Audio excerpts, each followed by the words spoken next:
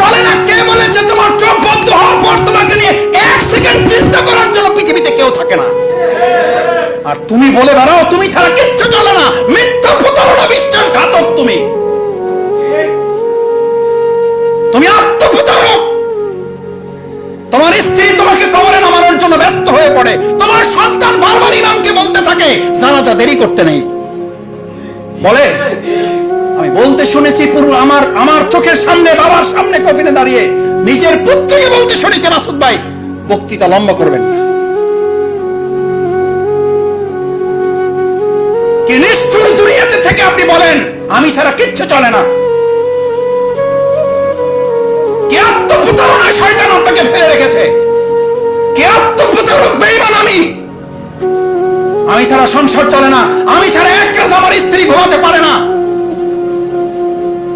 দেওয়ার হোসেন সাইদি হুজুরের